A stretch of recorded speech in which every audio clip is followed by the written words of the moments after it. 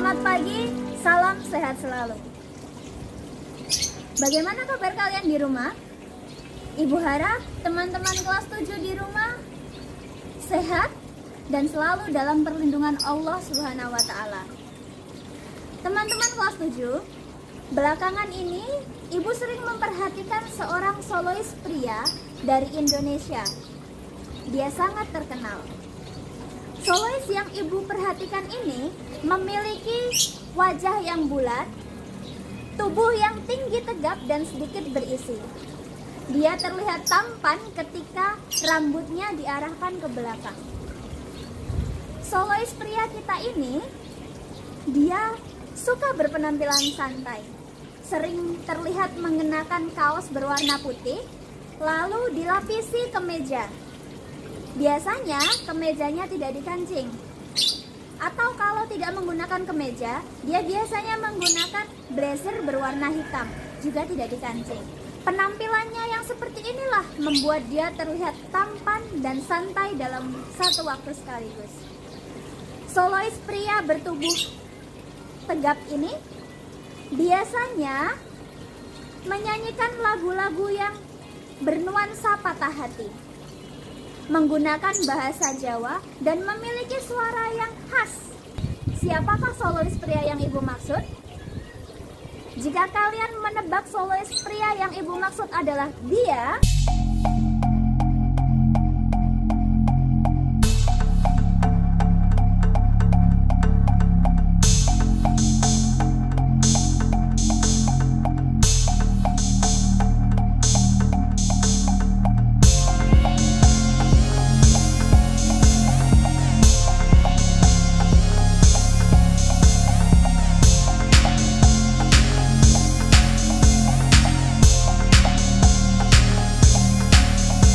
jawaban kalian tepat. Kenapa Ibu hari ini membahas mengenai ciri-ciri seseorang, membahas mengenai orang-orang tertentu dengan ciri-ciri yang khas? Karena hari ini kita akan belajar mengenai teks deskripsi. Teks deskripsi. Pada bab 1, kita akan belajar mengenai teks deskripsi. Pembelajaran bab 1, kita akan belajar dalam 4 tahap. Tahap pertama, kita akan belajar mengenai pengertian, tujuan, dan ciri dari teks deskripsi. Pada tahap kedua, kita akan belajar mengenai struktur dan bahasa teks deskripsi. Pada tahap ketiga, kita akan belajar mengenai tips bagaimana membuat teks deskripsi yang baik. Lalu tahap terakhir, kita akan mengevaluasi hasil pembelajaran kita dalam sebuah penilaian harian.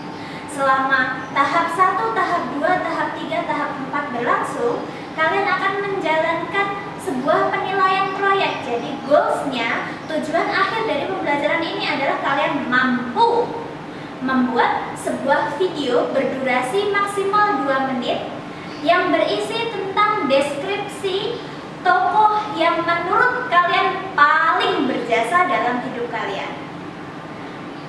Video proyeknya dikumpulkan sebelum kalian melaksanakan penilaian harian bab 1.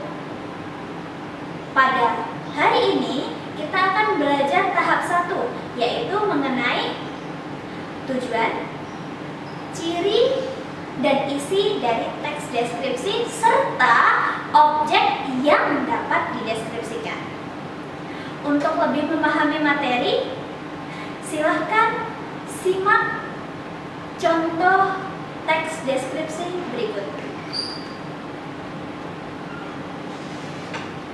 Ibuku bidadariku. Di antara semua orang yang ada di dekatku, ibukulah yang paling aku sayangi. Ibuku bernama Claire. Dia berasal dari Kanada. Ibuku sangat cantik. Rambutnya blonde, sebahu, dan ketika rambutnya berkibas akan seperti angin, terlihat sangat indah. Hidungnya mancung, terlihat seperti gunung yang menjulang tinggi. Ketika dia tertawa, akan terlihat sangat manis dan terdengar renyah. Ibuku adalah wanita yang kuat. Setelah ayah meninggal, ibukulah yang bekerja keras. Ibuku membiayai hidupku dan adik-adikku. Beliau tanpa kenal lelah selalu bekerja dan tidak pernah mengeluh untuk mengasuh kami. Bagiku, ibuku seperti bidadari yang sangat baik. Suatu hari nanti, aku akan menjadi seperti ibuku. Itu adalah contoh teks deskripsi. Dari contoh yang kalian lihat dan ibu bacakan tadi, menurut kalian apa itu teks deskripsi?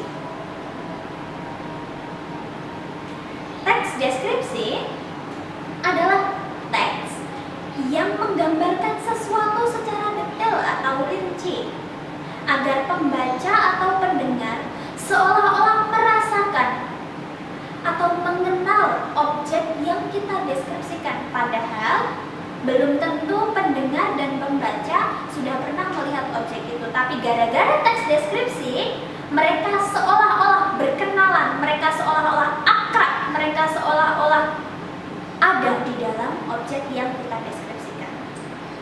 Contohnya, teks tadi tentang ibuku bidadariku. Teks tersebut dapat dikatakan sebagai teks deskripsi karena mengandung penjabaran yang detail tentang ciri-ciri ibu, yang bisa membuat orang yang membaca atau mendengarkan teks deskripsi tersebut seolah-olah melihat, berkenalan langsung dengan ibu yang seperti bidadari tadi. Apa sih yang biasanya bisa kita gambarkan dalam teks deskripsi? Apakah teks deskripsi hanya bisa menggambarkan tentang makhluk hidup, Ibu? Tidak.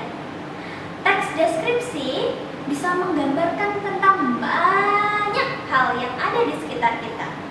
Objek yang ada dalam teks deskripsi bisa berupa benda, meja misal, atau benda kesayangan, cincin kesayanganku. Hewan peliharaan juga bisa dideskripsikan. Contoh, aku memiliki seekor kucing yang sangat kucintai, bisa dideskripsikan. Tempat-tempat yang berkesan bagi kita seperti tempat wisata Parangtritis, Kenjeran, dan lain sebagainya. Objek-objek yang ada dalam teks deskripsi biasanya objek-objek khusus yang berbeda, yang memiliki ciri-ciri khas yang membedakan dia dengan objek-objek yang lain. Contohnya, jika mendeskripsikan tentang kucing, maka yang dideskripsikan hanya satu kucing saja, yaitu kucing milik pendeskripsi, bukan berbicara mengenai kucing-kucing yang lain. Contoh, membuat teks deskripsi tentang kucingku. Di dalam teks kucingku, kita tidak boleh menyinggung kucing-kucing yang ada di sekitarnya.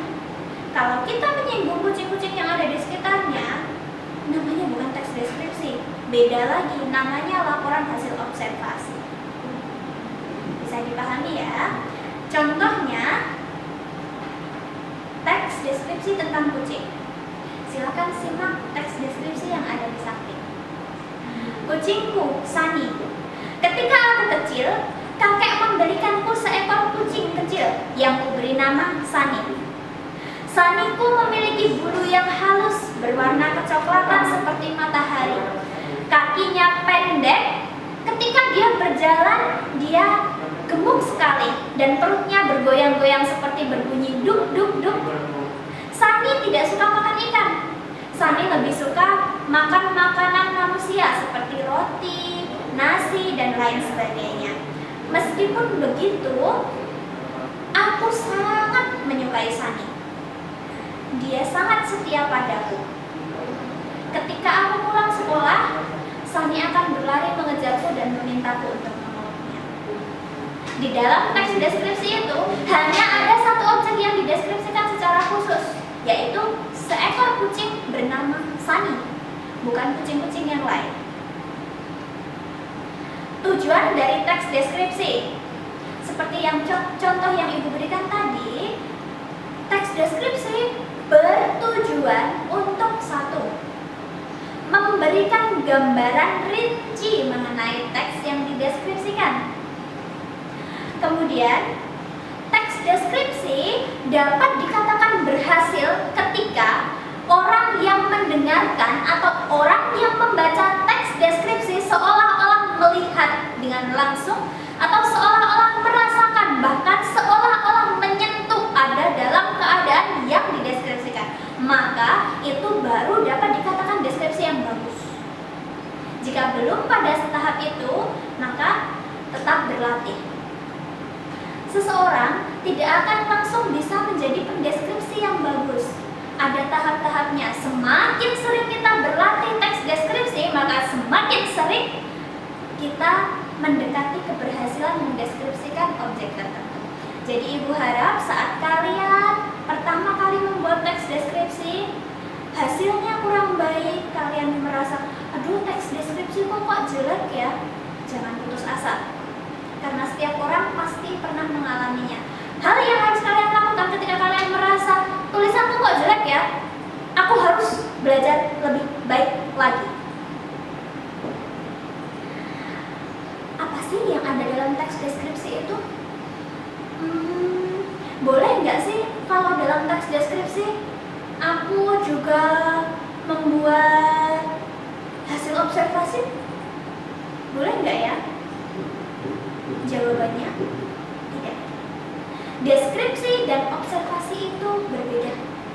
Apa yang ada dalam teks deskripsi hanyalah bertujuan untuk menggambarkan secara rinci, mengkonkretkan benda yang tidak pernah dilihat.